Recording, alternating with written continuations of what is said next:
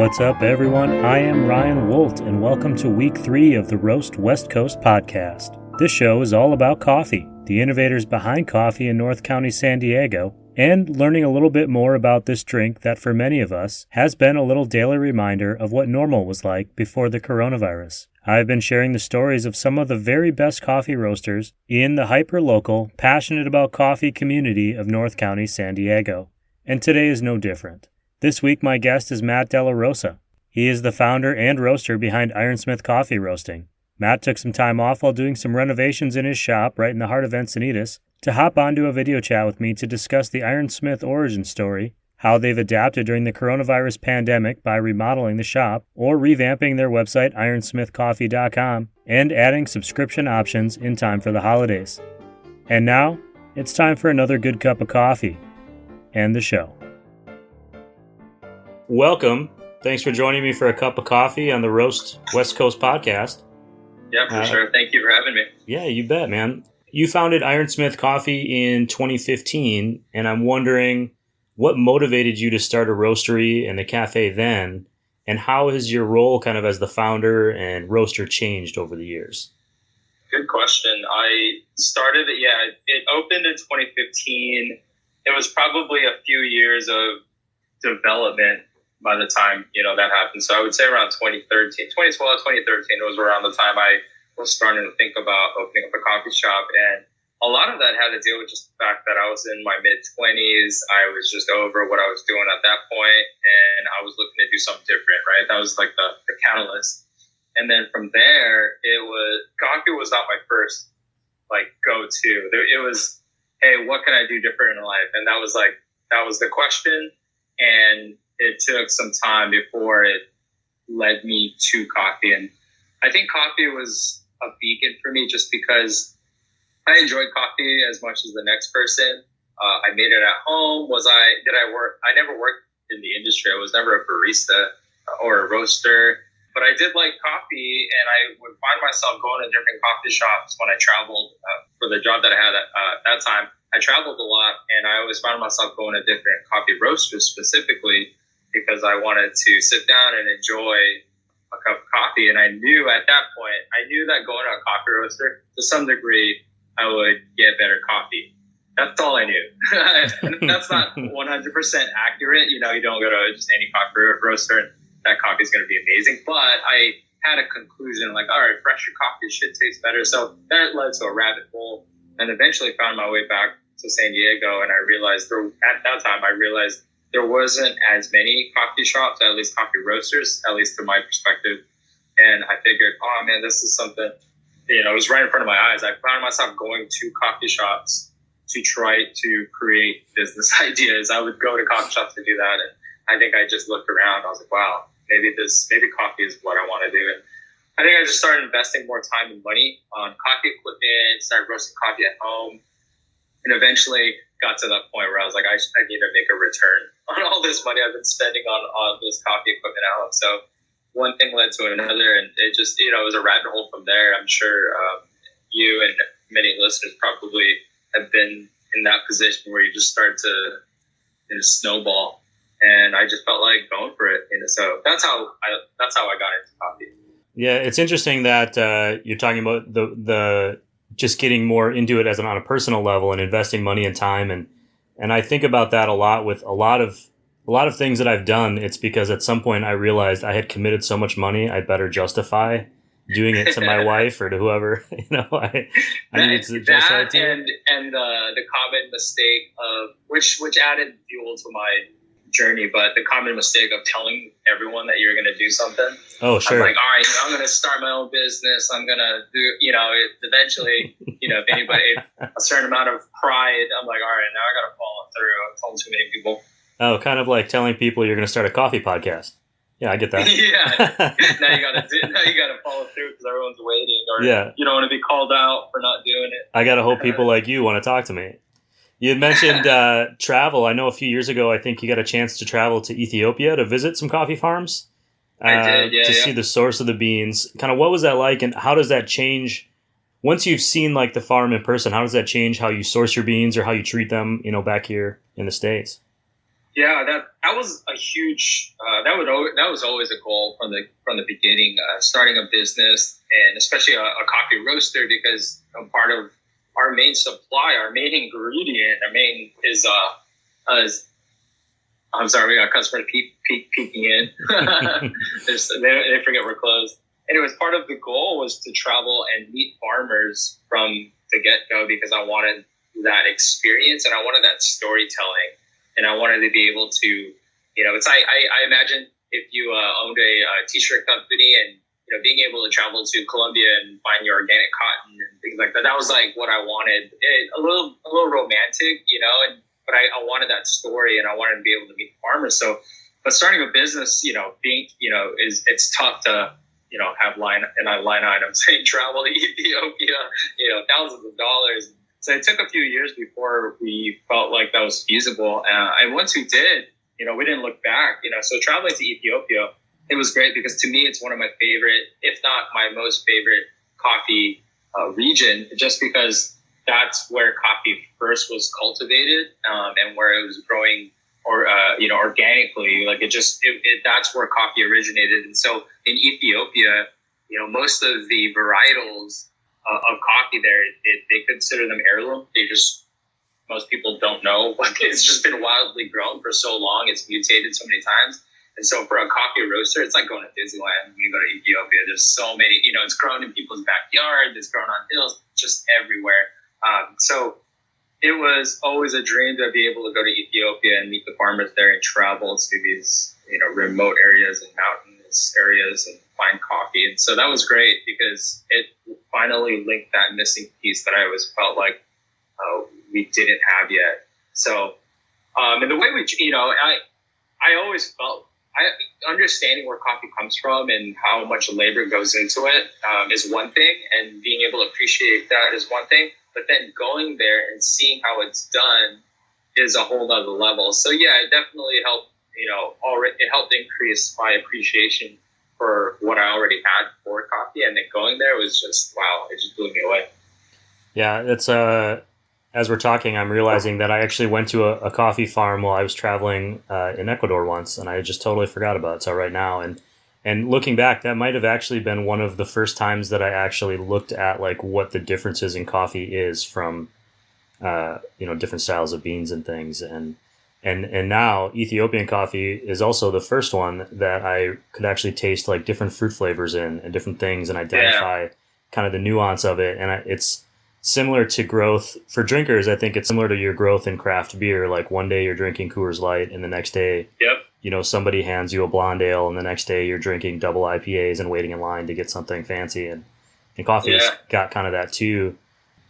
And that community around coffee is continually growing as well. And you're far enough into Ironsmith now, and you've got your other projects as well. Mestizo, I believe, is how it's pronounced, and some other things. Yeah. That the community becomes kind of its own ecosystem. How do you feel? How does that community in Encinitas, where your shop is located, how has that grown and changed? And how difficult has it been to try to keep things consistent for them, which I know is something that's important to you guys?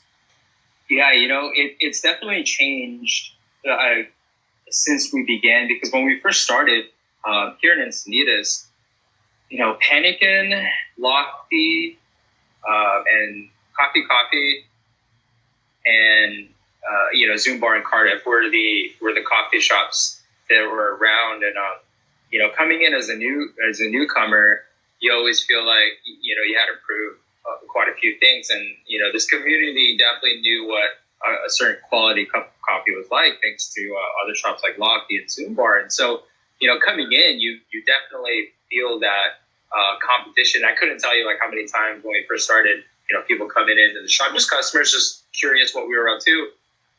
Their questions were like, what makes you different from Lofty or Zumbar? It's such a daunting question at first, and I really, not knowing how to understand that, you're like, I'm just trying my best here. Like, I wasn't really thinking about trying to compete necessarily with those other shops. I just like doing it. And so, the customer base, it was mixed at first. It's people who were diehard this shop, coming here, trying us out, and really wanting to dissect and criticize what we were doing. And that's fine. And I was willing to get through that because I knew that was sort of just part of the journey that I had to get through. And after some time, being consistent on what we're doing and not changing. And sometimes you lose customers because they're looking for a specific type of drink that we just don't make. And you know what? That's okay, because I found that if I don't enjoy making a specific product, like personally from a barista's perspective and let alone an owner's perspective, you're never really going to put that love and sort of attention to detail into whatever that drink may be. Say frappuccinos. We still get that question if we make frappuccinos. It's not something I personally like to drink, and so that's why we don't make it. And sure, if we lost customers to that, yeah, it's all right, just because I'd rather be putting out a product that I'm consistently making because I enjoy making it than putting out a product just because a handful of customers may request it. Mm-hmm. So being consistent to that, I think inevitably you settle into your seat a little bit more, and people know what your company is about. And then you naturally, organically create this customer base. And so that's why I felt like being consistent is so important. We're about five and a half years in. It's really not that long of a time. I'm super grateful and excited for how long we've been here, but at the same time, it's really not that long. And so I think staying consistent from here on out is so important because people will know what we're about. The first time I came into your shop was actually to get bread because someone had told me how good the bread was. And then I stayed because of the coffee, and it was kind of just a nice place to be around. Is there a mission to how you guys do your roasting? Besides consistency, obviously that's important, but is there something you're trying to do with the beans or to bring out or to convey to the customers or to the people coming in? Like, this is why what we do has value. Yeah, so my philosophy in roasting, and I think many specialty coffee roasters probably share a similar value here in terms of roasting, is you want to just get out of the way. You roast the coffee, but how the coffee is going to taste is how it's going to taste. What you really want to do is get out of the way and roast it to the best that you can so that whatever innate organic flavors are in that coffee are brought out. Not adding too much, heat, so it brings out too much roasty flavor. You want to just let that coffee shine. And so for me, that's one variable in the journey of how we make coffee, like sourcing good coffee and then roasting it. And then again, stay out of the way, roast it, just let the coffee come out how it's going to come out. And then from there, as we brew it, we have a lot of variables that we're looking at to make sure that coffee is going to come out great. It's not just although it isn't a subjective opinion on what good coffee tastes like, I think overall we have this tolerance and this spectrum of what we know and what we believe coffee, where we want to hit to make sure it tastes enjoyable. And so we have all these benchmarks throughout the process. And really a lot of it is just get out of the way and let the coffee sort of taste as well as it can. And it starts with sourcing good coffee. It's like a chef, you're going to use good quality products and then you'll cook it and it's going to present itself to be amazing. It's difficult to try to add so many flavors to it, So that's a value and a philosophy that I have with roasting coffee. Yeah, I always ask chefs what they eat at home. And, what are you, when you go to the grocery store, what brands are you buying or what are you buying? Right. And I'm always interested to hear. And it's usually at home, I'm only eating, organic or I'm not doing this or the other thing. Yeah. And so I just think that's interesting. Hey everyone, I'll be right back with the second half of my conversation with Matt Delarosa. But first, some words about one of the show's sponsors, Emmy & Lil Fine Jewelry. Handcrafted, one-of-a-kind necklaces, earrings, bracelets, and some really cool copper fire pieces are available now at emmyandlil.com. They make a great gift for the holidays. Check out emmyandlil.com or look for links in this show's notes. If you're enjoying this podcast, please check out roastwestcoast.com and sign up with your email for more coffee content, including show transcripts, recaps, promotions, and please consider subscribing to the bonus content, which directly supports the creation of this show and future shows. And now, back to my conversation with Matt Delarosa of Ironsmith Coffee Roasters. I think of you as a forward-facing kind of customer service roaster and owner. A few months ago, we chatted for a column in the Coast News, and or emailed, and you were like out making deliveries like in Chula Vista and all the way up in North County. The coronavirus has impacted, everyone, small businesses in particular. And I think you were one of the first that I saw, not just coffee shops, but any hospitality business really, kind of out front communicating with the customers about what you were doing in a simple, easy to understand way. It was something that I really appreciated. But how did the process of creating plans and communicating them to people during the pandemic, which is ongoing, obviously, come about? And then how did those customer interactions kind of impact you and the way you guys are doing things now at the shop? When we first, so before the pandemic, communicating with customers, our main channel was social media. We just found our most engagements on that, especially on Instagram. And so that was always a way for us to communicate what was happening, what was new products, etc. And then as the pandemic was starting, a few things there.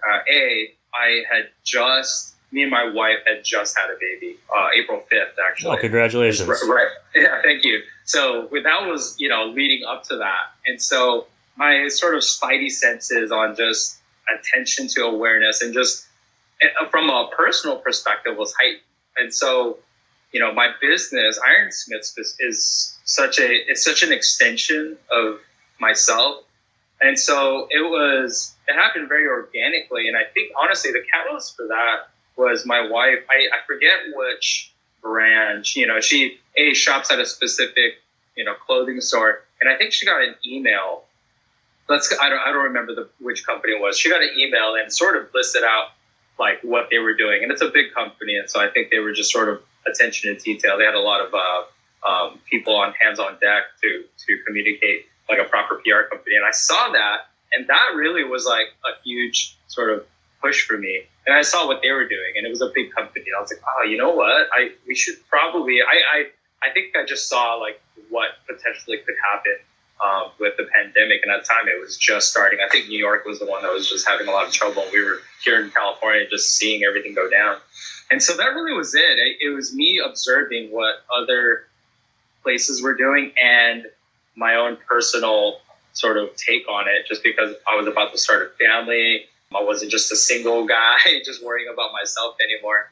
And I truly cared about, customers coming in and the employees, the baristas that I had at that time. I was really, worried about what was going to happen next. So that was how that happened, communicating that. And then it just became habit, because if we all remember, things were almost changing hourly, daily. I would wake up every day and like, what is happening today? What should I know about today? Like, we're open, we're allowed to stay open.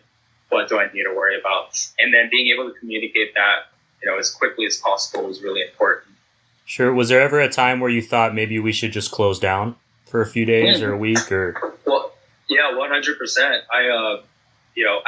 At some point, it was probably in April, I unfortunately had to furlough like 90% of my staff. And it was just me and another barista just holding it down. And I remember thinking, it was like rainy. It was dire. I was just thinking too, like, what are we doing? Like, why are we here? And, we always had customers come in. Some days were a lot slower than others, and it's okay. But what it is, a lot of it had to do with the fact that I knew providing some sort of normalcy in being able to make someone a cup of coffee, a latte, when everything else seemed to have been flipped upside down, was super important, because I looked at it from a customer's perspective. I'm like, wow, literally everything is shut down. I'm stuck at home. How can we provide some normalcy here to make people feel like things will be okay? And I knew I was in a position to be able to provide that. And that was a lot. I looked at that. I was like, wow, that's a big responsibility, because I can't stay open. I know a lot of shops closed down. And a lot of it had to do, I would imagine, a lot of it had to do with the fact that, most shops are bigger than me, whether multiple shops, more employees. Had we been bigger, had we had more, multiple shops, more employees, I probably would have done the same thing. And I don't think anybody could knock you on for that. There's just a lot of moving parts. At one point, it was just me and one barista. That's all I had to worry about in the shop. So it was more manageable. I'll put it that way. It was more manageable to stay open. Sure. Yeah, other businesses, yeah. You could control that environment. Now that we are getting, we're 6-7 months into this pandemic, we're starting to enter the holiday seasons, Thanksgiving, Christmas, New Year's, Hanukkah. Do you guys have anything planned coming up? How can people be supporting you guys, buying coffee as gifts? I mean, are you doing subscriptions? Like, what can people do to get your coffee this season? Yeah, so we recently revamped our website. This year's been all about utilizing this, quote unquote downtime, and how can we slingshot ourselves for the next year or the next coming months. And we had always been planning on revamping our website to be a much more user-friendly website, and kind of leveling up to some of the brands that I respect and look up to. And so we revamped our website and added all new, we redesigned our labels, I'm redesigning the shop currently right now. So I love being able to sell directly to customers. I just love the fact of like shipping coffee fresh from the roastery to a customer. Nothing wrong, if other roasters choose to go through a middleman like a grocery store. I just have never, again, personally, I've just never been a big fan of going that route, and at the cost sometimes of making less revenue. But I enjoy being able to ship directly to customers. There's like this personal, intimate experience of being able to ship to someone up in the mountains in Colorado, And so utilizing coffee sales is a great way to help support any coffee shop for that fact. So especially a roastery. So that's one huge way. We have subscriptions. You can choose how many bags you want, how frequently you want it. I've always loved that fact, just because when you run out of coffee, it's a dire morning. That's probably one of the best ways right now to help support us. And the holidays coming in, we haven't really figured out exactly what we want to do. Collaborating with bakeries is a great way to get, a package deal in-house for us, like retail bags. But I think getting some new swag, we have some new hats coming in, some new shirts that are coming in for the holiday season. So that would be a great way. Well, to keep a lookout for those. I'm going to end today with a two-part question. One, on days when you're not going into work, what style of coffee are you drinking on your own, just for you?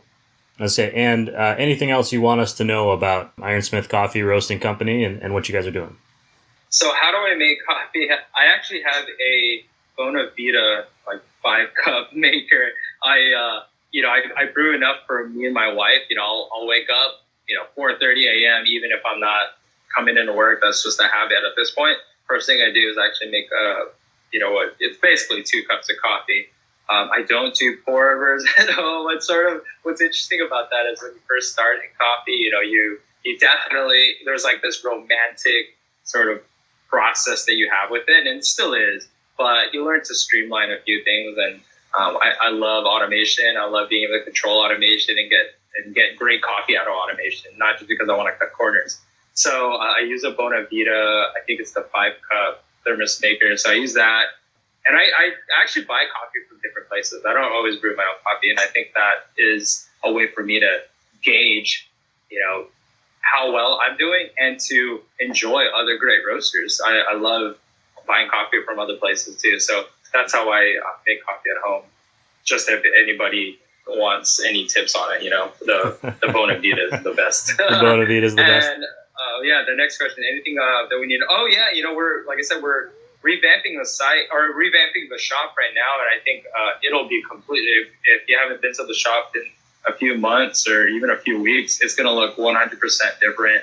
And I love the fact that we still love improving. 5 years in, it's easy just to be complacent and just sort of settle in ways. We didn't have to, revamp the shop, but something about this year obviously was different, and we wanted to. It just motivated us. So I love the fact that we're still motivated to improve, and that from improving the shop, let alone improving our coffee roasting and coffee sourcing. So that will just keep going, I'm sure. Constant improvement. Well, congratulations on surviving another year, and hopefully 2021 is going to be a smoother ride, I think, for everyone. Yeah, I hope so too. Absolutely. Thanks for sharing a cup of coffee with me this morning. Yeah, appreciate it. That's it for my conversation with Matt Delarosa. After meeting with him and having a few more experiences with Ironsmith, I think my biggest takeaway is how consistent they've been in both presenting and preparing their coffee products, and also in their willingness to commit to their values as a business and a community member. As a customer, I've been impressed at the transparency Matt has installed to make sure that those supporting his shops always know what is happening related to the coronavirus response and requirements. I'd put their efforts right up there with some of the best anywhere in the city. The best way to support Ironsmith is to buy their coffee. They roast and ship directly to make sure your coffee order is fresh. And with their recently updated ironsmithcoffee.com website, it is easy to order a bag, sign up for a subscription, or even send one as a gift. Head over to ironsmithcoffee.com or click the link in this show's notes. You can also follow at Ironsmith Coffee on Facebook and Instagram for updates on their holiday coffee subscriptions and what's going on in their shop day to day. You can always find links in this show's notes or on roastwestcoast.com. And if you haven't already heard them, please be sure to go back and check out previous Roast West Coast interviews. We recently chatted with Steve Rail, founder and head roaster of Zumbar Coffee and Tea, and Elliot Reinecke of Steady State Roasting in Carlsbad, California. And of course, we have our ongoing Coffee Smarter sessions with Chris O'Brien, founder of Coffee Cycle, who will be back this Friday. And be sure to subscribe to this show wherever you're listening to this podcast so that you don't miss next week's great guest, Lofty Coffee's Executive Director of Coffee, Siri Simran Khalsa. Thank you for joining me the next few months while we explore the coffee roasters of North County, San Diego. And be sure to subscribe wherever you're listening to great podcasts, including Apple, Spotify, Amazon Music, and basically everywhere. Before I sign off, I want to thank the Coast News Group for collaborating with me on this project. Check out thecoastnews.com's podcast directory, and you'll find this show there, along with plenty of other great content, including the North County Beat podcast hosted by Kelly Kyle. This episode of the Roast West Coast podcast was produced and recorded by me, Ryan Wolt. Thanks for listening and subscribing to the bonus content at roastwestcoast.com. And as always, be sure to drink good coffee.